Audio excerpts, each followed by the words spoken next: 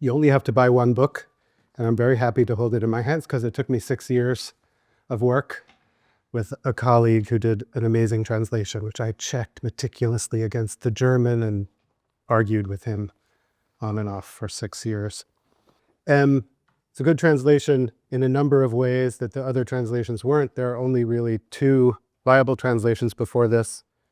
I'm not going to spend much time talking about that, but this opens up the whole panoply of Marx's voices and styles, including his humor, his cutthroat insult capacity, his polemics, his storytelling, his myth-making, and other things.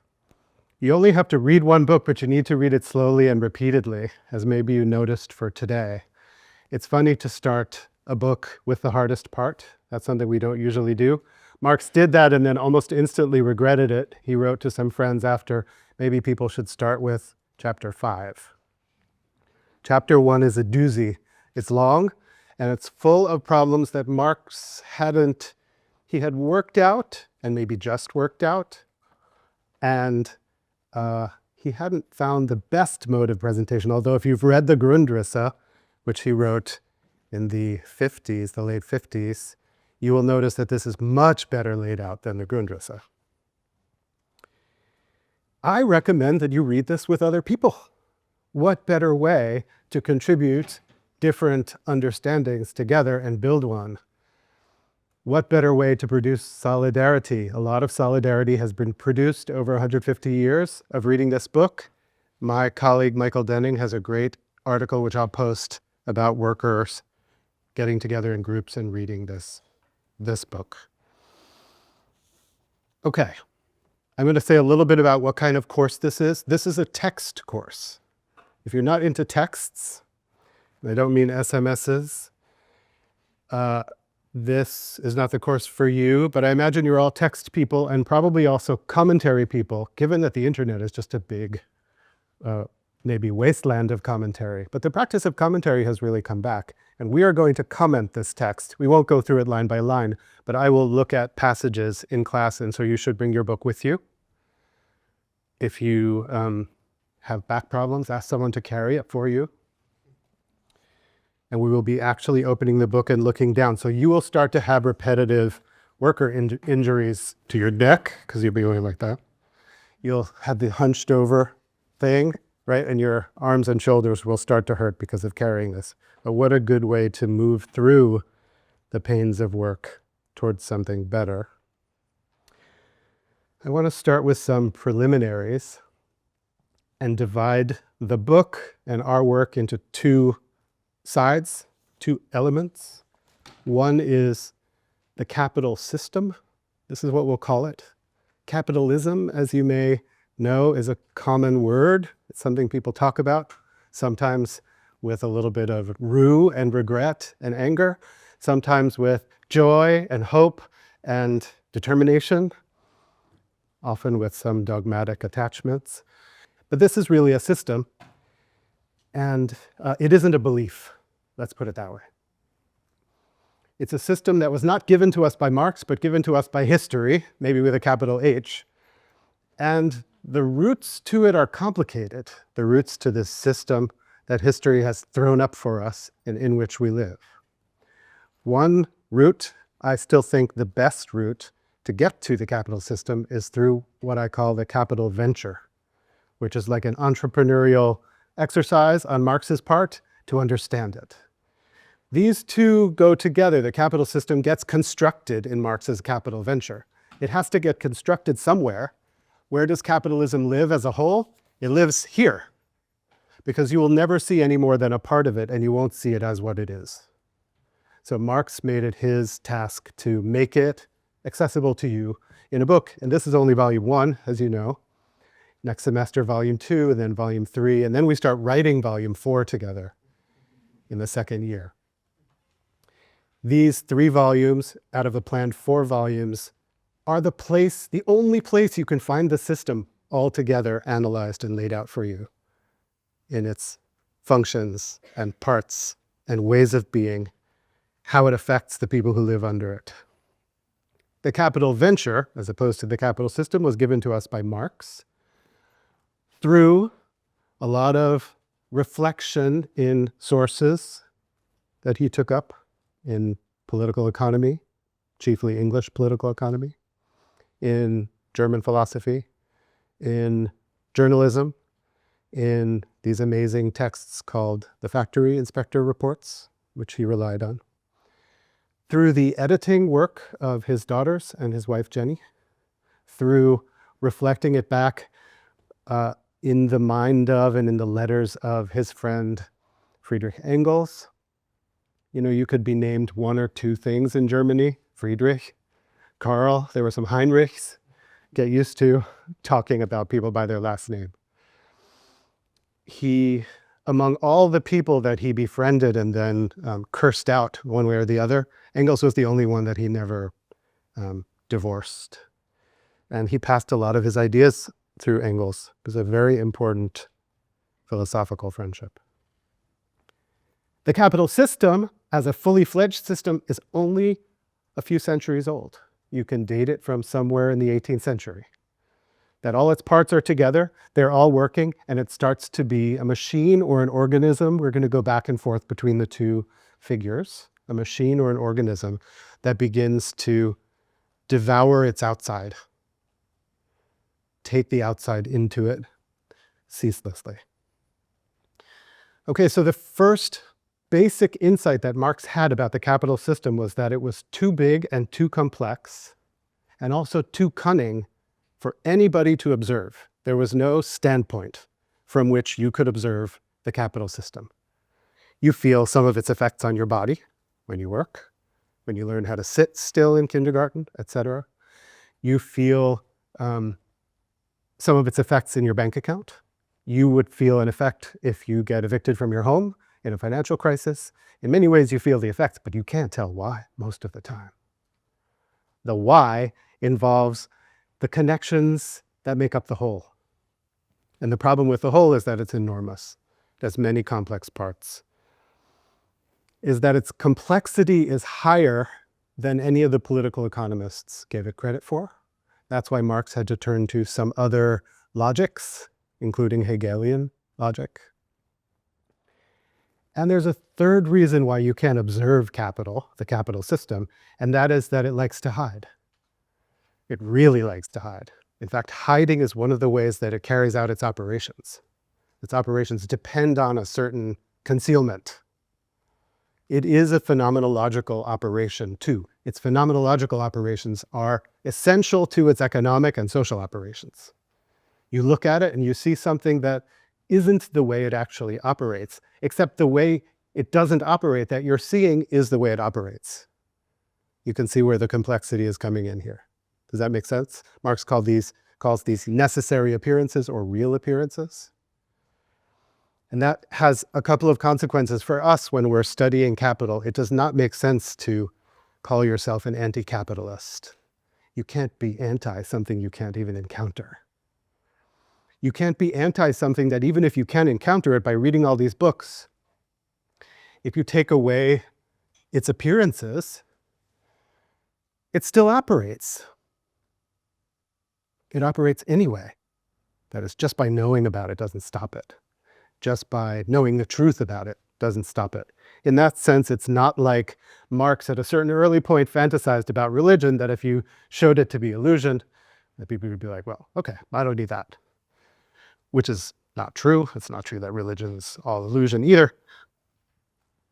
Taking away appearances does not hurt it mortally.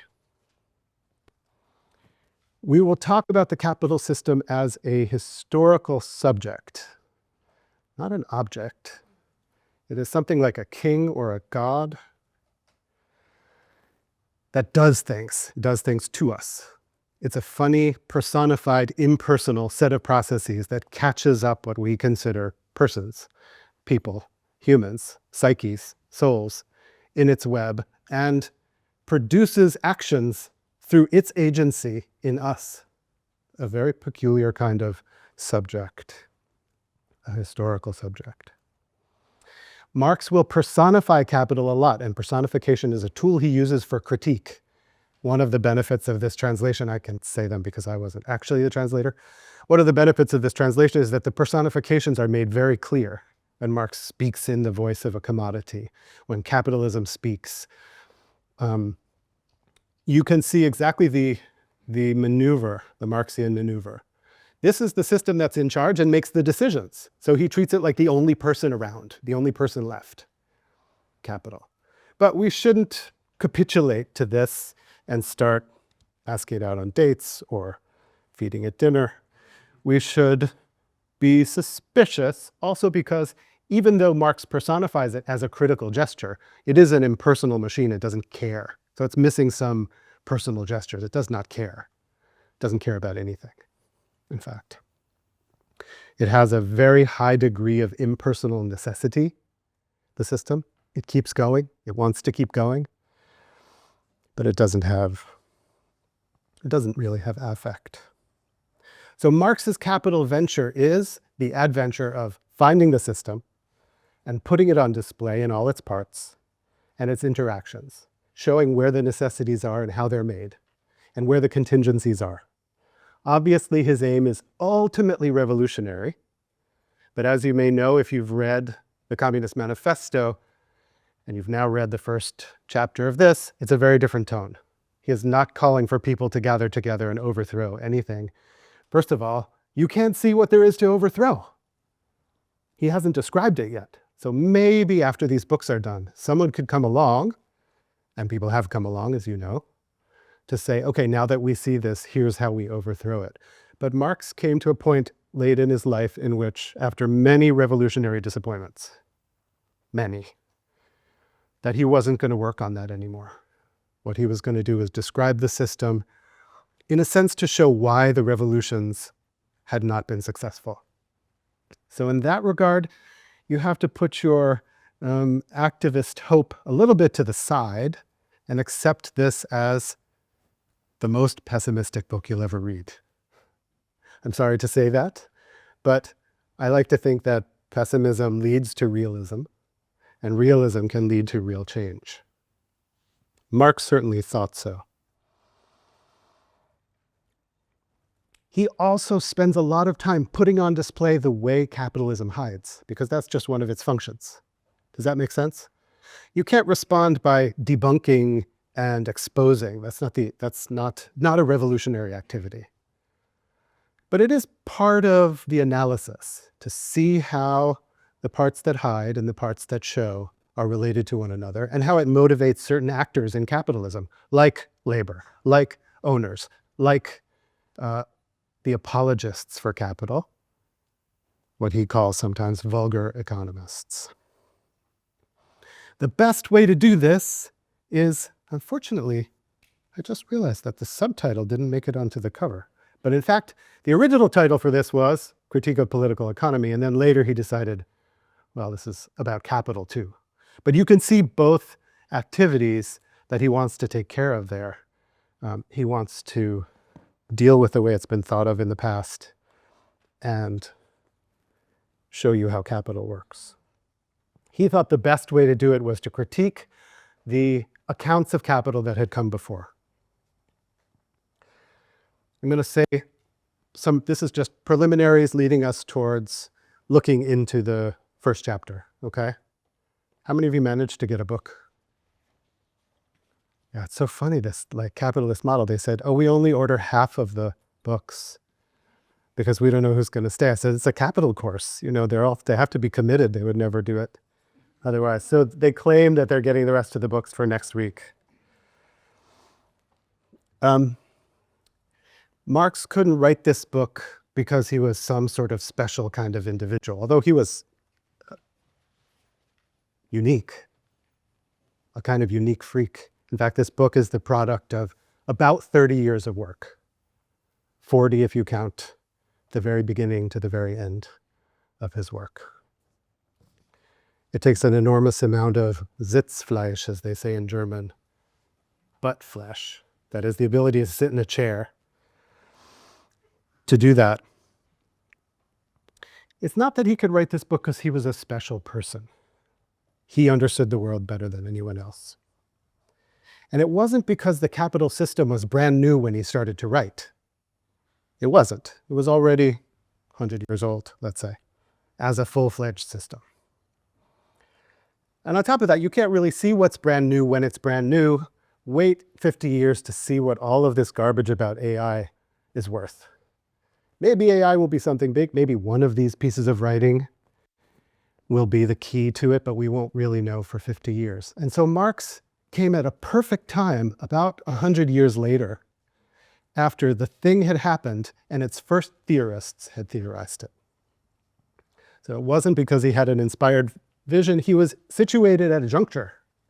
That juncture was when the capital system had consolidated itself in the 18th century, had ramped up in the early 19th century into industrial fury, and the first theorists had started. Interestingly, capitalism was theorized for the first time, between 1776 and 1817, between Adam Smith's An Inquiry into the Nature and Causes of the Wealth of Nations, known as The Wealth of Nations, and David Ricardo's On the Principles of Political Economy and Taxation in 1817, which is strangely coeval with the American Revolution, 1776, and the opening of the New York Stock Exchange, 1817.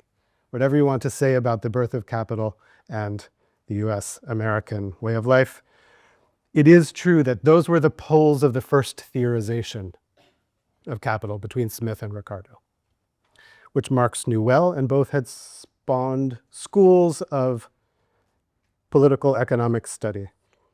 What's the good of the first theorists of anything? Well, they name the topic, they say it's a thing, and they give you a first approximation of what it might look like to study it. They invent a discourse, and Marx, more than anything, not more than anything, but in addition to writing in German, is writing in English, even though in German. He's using the terms and the phrases and the grammar of English political economy in this book. He does use a lot of terms in English and leaves them in English in the original. What he liked about the political economists was the unhealthy mixture of rightness and wrongness in what they wrote about. Because when faced with a giant impersonal system that's difficult to see, that was taking over the world, making labor look totally different, making wealth look totally different, making all your decision-making look different, making agricultural work look different, there was nowhere to exactly look for it, except in the books, in the people who had started to theorize it. So what he meant by critique, this is the first meaning of critique for Marx, was finding the blind spots, the stubs, the unworked out ideas, the lacking logic in the political economists. That's why you have Critique of Political Economy as really an important part of the title. They overstated things, they made mistakes, but they saw a lot. For example, they saw how important labor was to the capital system. He then compared those blind spots to the best evidence of his day, which in some ways is a lot better than the evidence we have today. There aren't that many anthropologies, ethnographic studies of work anymore. There were a lot in the 20th century. He compared the political economists to newspapers, to novels, which you'll see he quotes and reminds us of, to ethnographies of factories, especially the one by his friend Friedrich Engels, who wrote The Condition of the Working Class in England in 1844 and opened Marx's eyes. It's a great book. Engels, as you probably know, was the son of a factory owner who owned factories in Germany and in England, and he sent the 18 or 19-year-old Engels out to Manchester to work in the factory, and Engels was like, whoa, this is awful, Dad. Not the only time that being against your parents changed world history. There was Oedipus, but this was a very important one. In this book, you will notice that there is one set of heroes. It isn't Marx. It isn't even the workers. It is the factory inspectors. They are the David Copperfields of this Gothic novel. They went out to the factories in England and they wrote the most scathing reports. The irony of this, just so you know, was that the factory inspectors were empowered by the House of Lords, which was the old aristocracy who wanted to get the wealth back from the rotten capitalists. So if they exposed their dastardly treatment of the workers, they thought they could climb back up to social hegemony. Obviously didn't work, but the factory inspectors provide the most scathing, searing, clear-sighted review of child labor, for example, of long hours, of disease, of injury, of hopelessness, of the immiseration of the workers. No matter how much they worked, they couldn't feed themselves, of malnutrition. The factory inspectors are the heroes, and they served the purpose of socialism unknowingly. Okay. So between the descriptive accounts and the theoretical accounts, with the help of a bigger philosophical framework, a different logic and a different ontology, which we'll talk about today, Marx could describe the capital system in a way that it still operates today. I will maintain this. You will look around and see if that's true for yourselves. In essence, it still operates in the same way as is described starting in chapter 1. What does a capital system do? We want to talk about it in a way that isn't just logical, that isn't just about its contradictions in the sense that it doesn't make sense. Oftentimes you think, this just doesn't make sense. It's not a matter of making sense, but the toxic effect it has on people who live under it. Capitalism is the capital system is a strange mix of a toxin and a remedy. Sometimes it poisons you and then offers you the cure, which poisons you even worse, as we know. It feeds and clothes most of the planet. We have to concede this right away. There isn't a way you could snap your fingers and have some central organization that suddenly took over the distribution, production of food and all other necessities. But this comes at a cost of poisoning sociality, according to Marx. That's called wage labor. That's the poison of human sociality. It generates unprecedented wealth, but it distributes that wealth in terribly uneven and, frankly, preposterous ways. That makes no sense, and it redounds on our lives to the extent that we have to do crazy things just to survive. It gives work to billions and is constantly about to throw millions out of work. And you never know whether you're the one who's going to be thrown out of work today or you're going to be promoted. Right now, in any present, you are in this precarious position. So much so, and that is kept from you in the form of our language and ideation, where you say, I run one of the colleges here, and students are always worried about, will I get a job? I'm like, get a job? You're giving them something. They're getting you. Obviously, it doesn't work that way, but we believe we're lucky when we get a job, and we believe we should not only have that job and give them everything, but love it. You must love your work. As Marx says, you're free to sell your labor or die.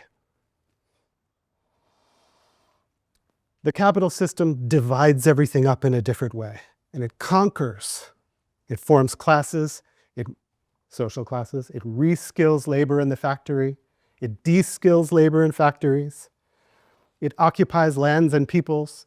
It extracts resources, all this stuff we know. It uses race, gender, ethnicity, country of origin to distribute wealth in different ways, unevenly, and not just wealth, but labor.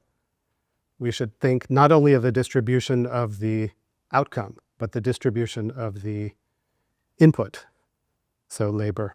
And the affective distribution of suffering is another thing we should consider.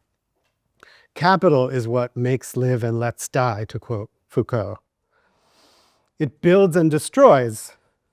It gives rise to immense technological change such that you might be dreaming of the, what's a technology from your childhood that's no longer around? The DVD.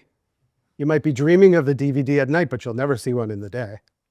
That has been totally vanquished from the earth, that technology. And we know the ways in which it makes life on Earth precarious to the point of extinction. It builds and destroys. It is, to quote Wendy Brown in her preface to the book, world making and world destroying.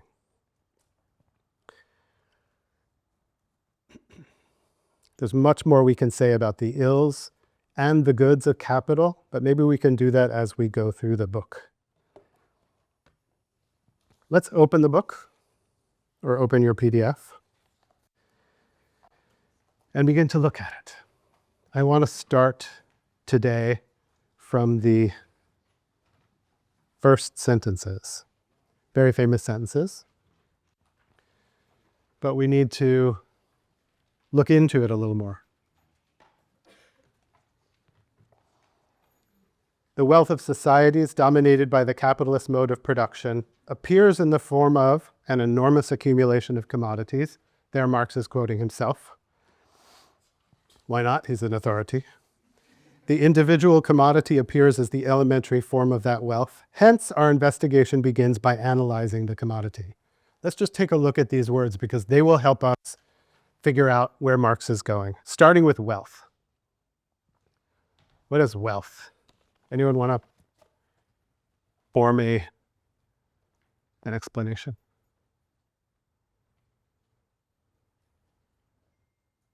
Shout it out. I got a room full of people either who are so wealthy they never thought about it, or so poor they're too mad to say anything. Yeah. An accumulation of capital. No. Yes. No. Yes and no.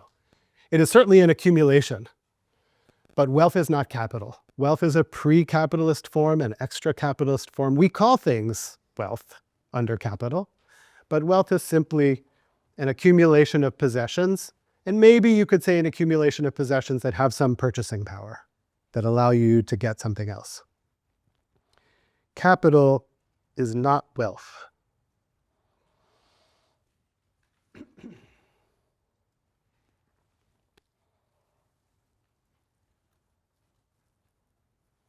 It's a term that belongs to a different system. For example, it comes from the system where you think of the well-being of the whole community. In fact, the word comes from the word weal or well, which means to not be ill, to keep your health, and is used frequently in the 18th century in the compound commonwealth. There's no such thing as common capital. You couldn't say common capital. So when we say wealth management, they're really not thinking of the meaning of the term. It is another form of appearance, a way of talking about it. And Marx would say this is not a necessary form of, this is a misleading way to talk about it. And you'll see that he talks about the, what he calls the vulgar economists or the bourgeois economists in these terms all the time. They're not taking up capital's necessary forms of appearance where value appears as money, for example. What they're doing is deceiving you. And that's because they're deceived themselves. Capital is not wealth. When your wealth is being managed, it's being used as capital, not wealth. And we're going to get to what capital is. Capital has a whole other operation. You notice in the first sentence, the wealth of society is dominated by the capitalist mode of production. He talks about societies, and he talks about something that takes them over at a certain moment, in a certain way, under certain conditions. We have to be wary of thinking of capital as something that is natural, that exists longer in history. Capital itself, as a technique, is a kind of social technique for taking money, putting it to work, and getting more money out of it. Is a contract in which you take a certain amount of value and you say, I'll give this to you now if you give me more later, along with the original. That started to be a social technique in the 15th century. So still not that old when it comes down to it, certainly much younger than wealth. Anyone in the European context in the last 2,000 years could amass possessions and then use them as they wanted to. The idea that they would then grow is an absurd and very new idea. new to the tune of about 500 years. The wealth of society is dominated by the capitalist mode of production. Wealth gets transformed when capitalist ways of doing things take over. It is no longer wealth. It gets translated, as many, many things do under this system. It takes old things. That is why the persistence of old ways of understanding them, as in the political economists, is worrisome, because the names carry over other social systems and ignore the newness of this system.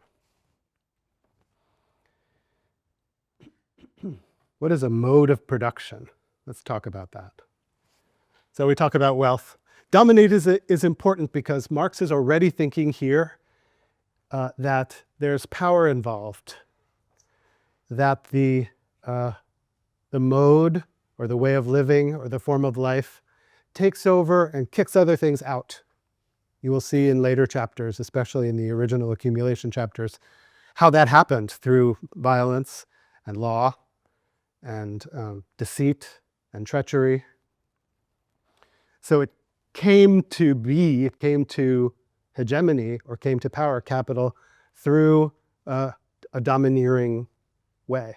I don't think it's the case that every social form comes to be through domination, through taking over and kicking everything out, but capital has that quality, and historically it had that quality.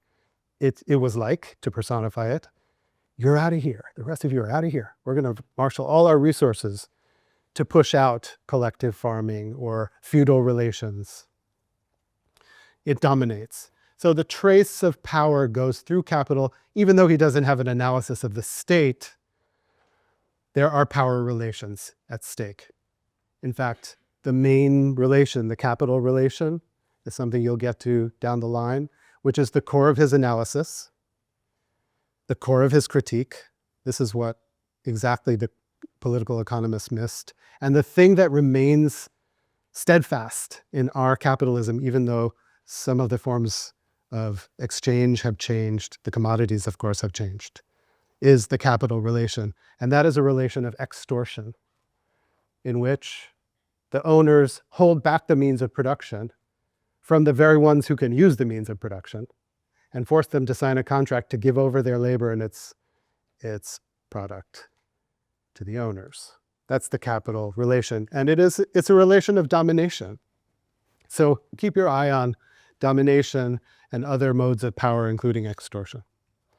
Mode of production is a term that comes up a lot in Marxist discourse. You probably will notice that I don't give that dogmatic view of Marxist discourse. Maybe some of you are better at it than I am. For a long time, I was saying I'm not a Marxist. You know, Marx said this famously. His son-in-law, Paul Lafargue, quotes, "Je ne suis pas marxiste." But you know, strategically in the right moment, you're like, I'm a Marxist. We leave that question open, and you will leave that question open for yourselves where you fall on this. But mode of production is a typical phrase in Marxism, and it implies a number of things. First of all, it implies that production is not natural. You don't always make things in the same way. It has modes. So it is modal or modular or plastic or elastic. And one of the ways you could do a revolution, one of the ways capitalism does its revolutions, is by plastifying the mode of production, changing the mode of production from handwork to machine work to digital work. That is a transformation of the mode of production. There are potentially modes of production and transformations of the modes of production that could lead out of the capital relation. That's possible. It upholds it as we think about it. And capital is very good. The capital system, Mr. Capital, Mrs. Capital, Sir Capital, what should we call it? King Capital? King Capital. King Capital, we're writing a kind of fairy tale. King Capital excels in changing the mode of production to increase profit and not to decrease profit. Is why kind of handwork movements fail as big movements. Okay, we're What other words are we dealing with here? Appears in. You'll notice that the first 4 chapters are about appearances. It starts very close to you in the thing that appears to you first every day. What's the thing that appears to you first every day? It's not your toothbrush anymore. It's like this. He's like, this is how capitalism appears to me. It's a very, it's materialist in a sense that you're looking at the actual things you use. Marx starts with this in the book. But it's something you can't see because iPhone is a perfect, or a smartphone is a perfect example because it's so close to your face, you can't see it for what it is. You can't see it as a commodity for sure while you're using it. You also can't see its constitution. It is constituted by all its connections to everything else in the world. What made it, its parts, the labor, the ideas, the history of technology that led up to it. Actually, Marx says somewhere, if you take a pen and you started to enumerate all the labor that went into it, you would become nauseous very quickly. Because in fact, every made object is connected to every bit of work that was ever done in human history, plus all of nature and evolution back to the Big Bang. These are the kinds of thoughts we're dealing with in this class. The world of commodities is an immense accumulation of diverse things, and Marx will say there's one way to hold on to them. Capitalism does this. It holds on to them by value. That's the thing they all have in common for capitalism. But if you look at the world of commodities, it is dizzying. Someone sent me recently a Rosa Parks bikini. Okay, they didn't send me the bikini. They sent me a link to the bikini, which is like $19.95, but you can commodify anything. Everything can be commodified. We'll talk about the processes of commodification, but if you look at one commodity, you don't see its commodity character. You don't see its relationship to labor and the history of all labor. And you don't see its relations to the immense diversity, the mind-boggling, infinite, potentially infinite diversity of all the commodities that are out there. Very hard to see. We're going to be enumerating this. Where are we? Appears in the form of. Marx sticks with a kind of Aristotelian philosophical distinction between form and matter, or form and material. This comes up a lot, but he's going to switch around what those things are. And unlike Aristotle, form is not natural. It's not given by God or born with nature. The forms of things, capitalism, the capital system, specializes in transformation of forms, which you will have seen in section 3 of chapter 1, which we will talk about on Friday. Form of, this is a very important phrase to hold on to. You will see something that you want to understand changing its form a lot. It takes the form of this and the form of that, right? Don't be nervous about it. If the material content of the commodity is use, or use value, its form is exchange value. A very strange way of understanding things. He takes this from Hegel, really moves it around to make us able to understand this world of commodities. It takes the form of an enormous accumulation of commodities. Well, this is a very flat phrase, enormous accumulation of commodities. What's an accumulation? Nothing. It's just a bunch of things. It's a bunch of things with no relation to one another. That's what wealth is, an accumulation that hides the fact that all those things are related. Somebody made them, somebody bought them, somebody sold them, somebody extracted the materials from the earth produced those materials, the earth is going to get back the disjecta membra of that thing in some form that ruins it, most likely. All of the relations are gone in an accumulation. So this is the first appearance. 2 first appearances. That this is the elementary form, the commodity, and that it shows up as an enormous accumulation of them, right? Especially if you are, when my partner Carolina came from Argentina and we went to Target, maybe if some of you come from a less consumerized culture, she was like, she couldn't believe it. She just walked around like, now we bring everyone who comes to visit for the first time to Target, or or one of those places. I don't go into Walmart, but I imagine it's even bigger.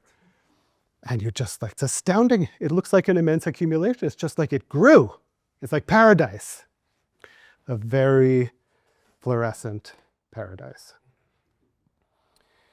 But it is not an accumulation, and it doesn't have an elementary form. It's a set of dynamic relations in which people live, expend their energies, and die. Nourish themselves, interact with one another.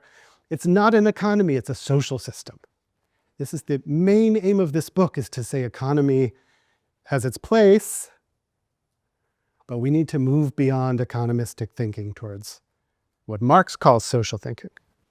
We can see what that is. We're getting there. The main mode, especially in these first chapters, is analysis. Just to say what analysis is, it's very hard to read this book. It switches around a lot, you'll find.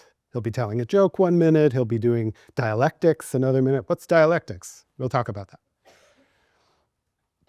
But the first chapters are about analysis, because he thinks he can take you to the falsity of what you think a commodity is and your relationship to it by breaking it down into its parts, which is what analyzing is.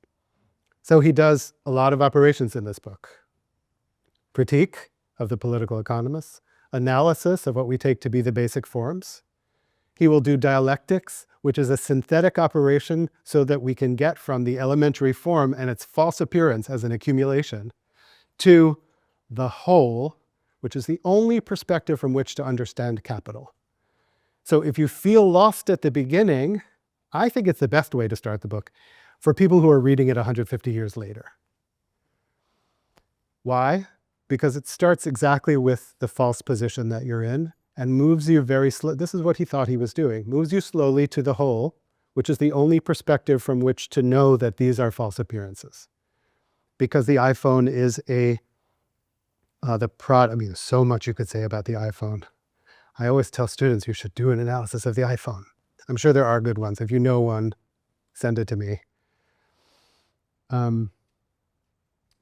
Because it is a temporary, in so many ways, embodiment of drives of the system. And only when you know the system and its drives can you understand how this is just a part. False to look at it as a thing. Commodities are not things. Oh, we didn't talk about commodity. What is a commodity? And then I'm going to open up to questions. Does that sound good? Yes? Okay.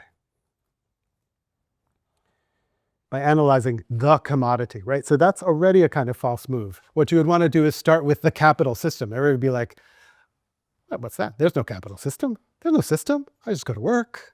I have this thing. I go shopping, right? I know somebody picked this. But you don't know all the steps that happen in between, including the pressures on the farmers to put out a certain amount and to buy genetically modified seeds that are copyrighted, etc. You have to know the whole system to be able to understand even one of its phenomena. So he starts with one of its phenomena to show you that you can't understand it without moving well beyond it. A commodity is, this is important. It's like a spoiler. It's like we got to the end of, what did I watch recently? We just watched Stranger Things for like the 10th time. It's like you get to start with the end of the first season of Stranger Things, right? So here it is. A commodity is a product produced for exchange.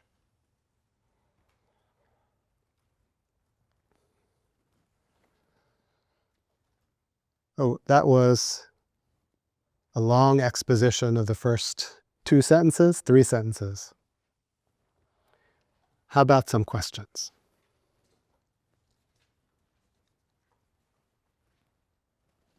You said that something, I don't know what it was, that doesn't have an elementary form. You said something doesn't have an elementary form, maybe accumulation. You just explain what you meant by that. Yeah, the capital system has no elementary forms. Marx does not think that at least social forms, and actually, if you think about the science he was reading in the 19th century, also natural forms, start from elements which then build them up.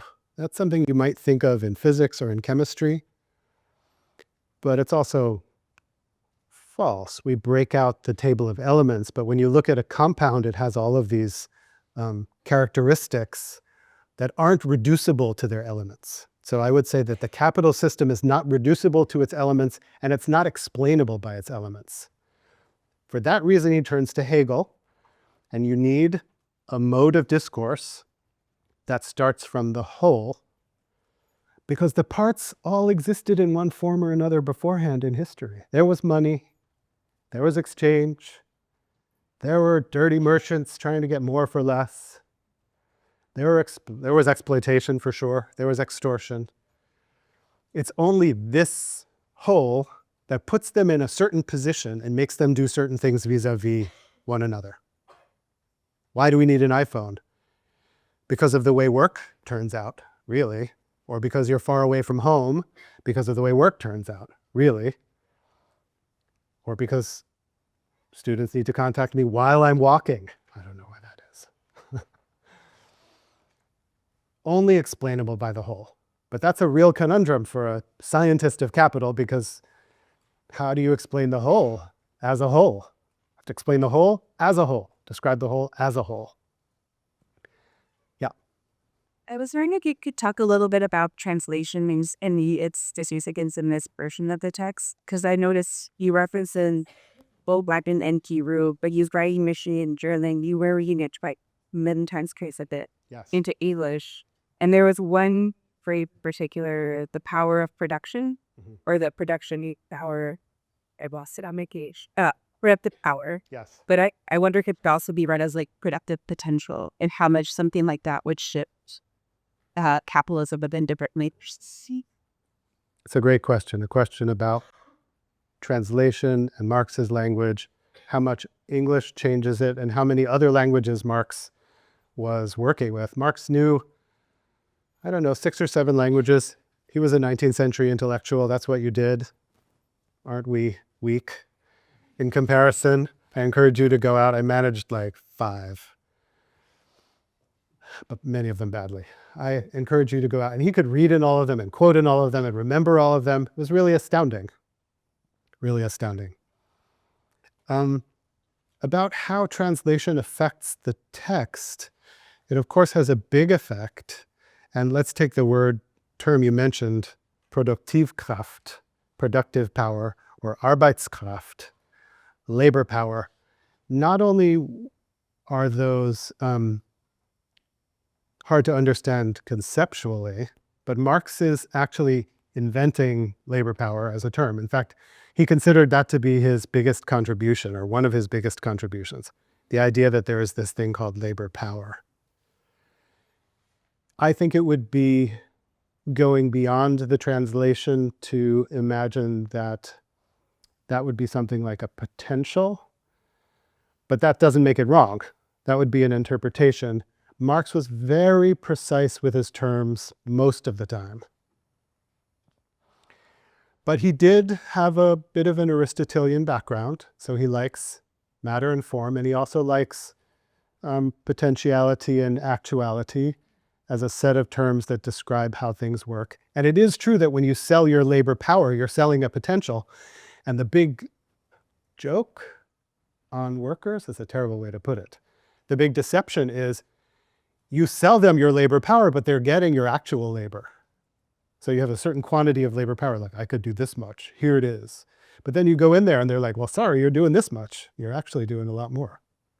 So labor power is a tool of capitalism to make it work out such that more comes from the same.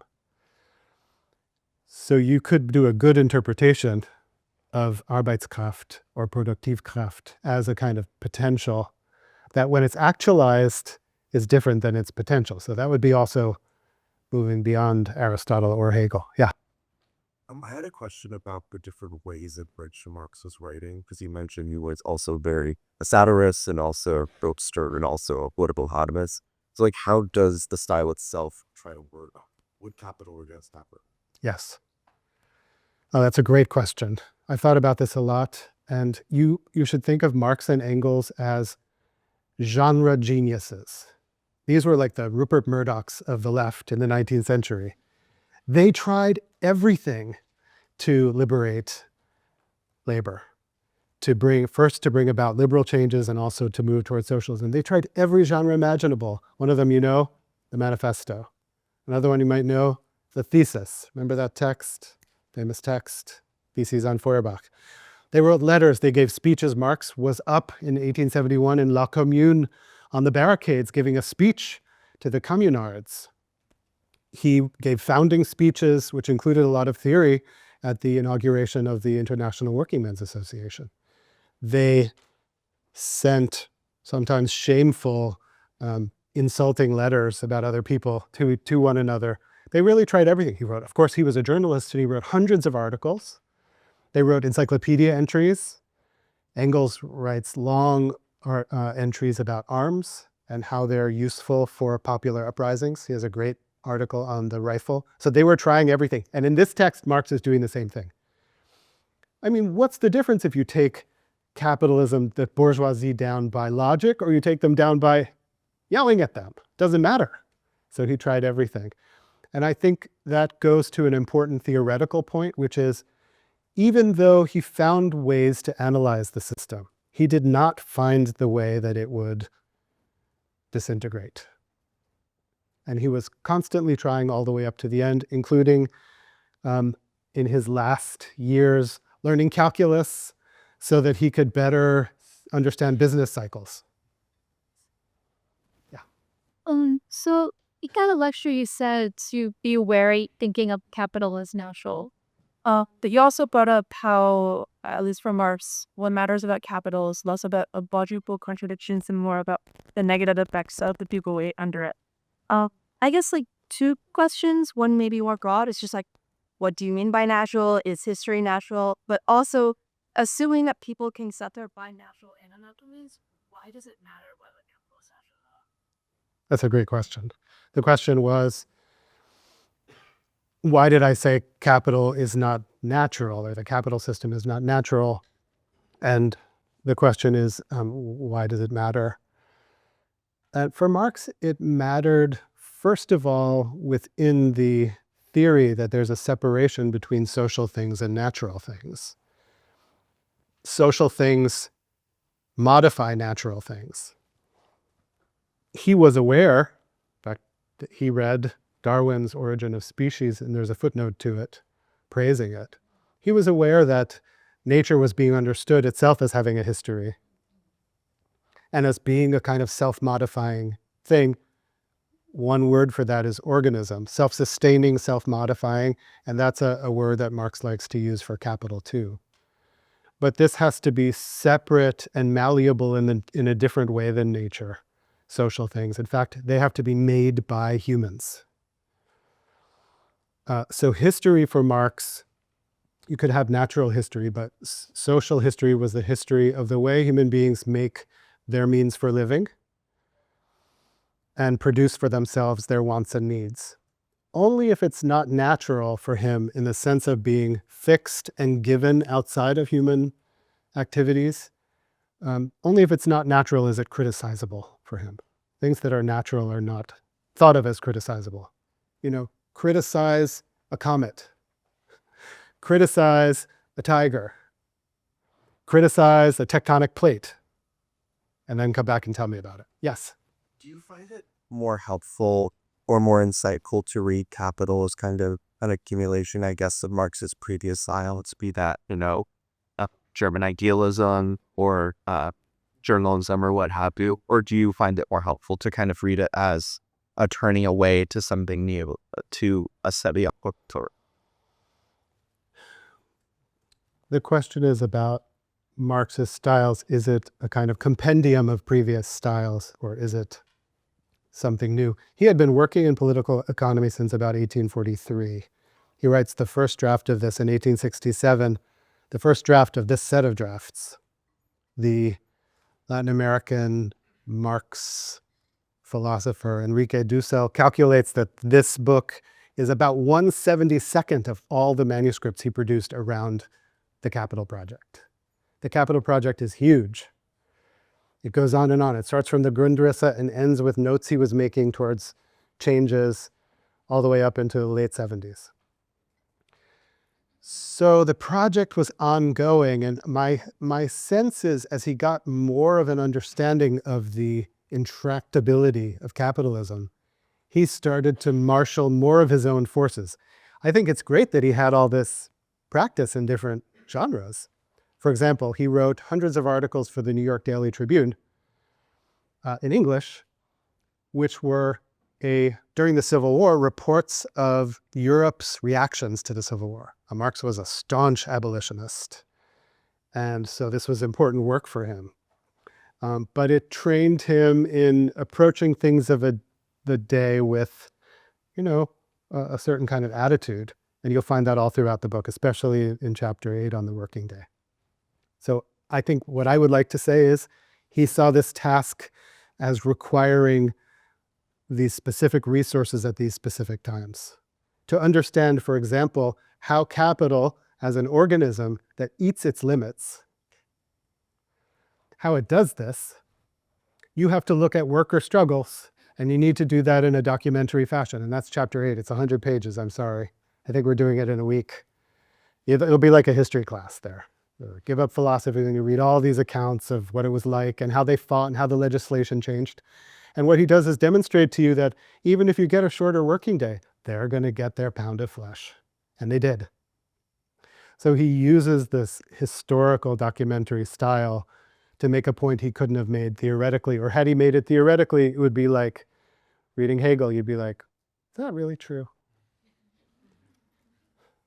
Here's what I recommend. Buy this book. Really is mainly supporting the academic press. We begged them to come out with a paperback first, but they have to make their money back. But buy the book. It's a great book. And we will continue with chapter 1 all the way through Monday. Don't forget that Friday is Monday, so we will meet back here Friday at 11:35. And thank you all for coming. I hope you've liked this.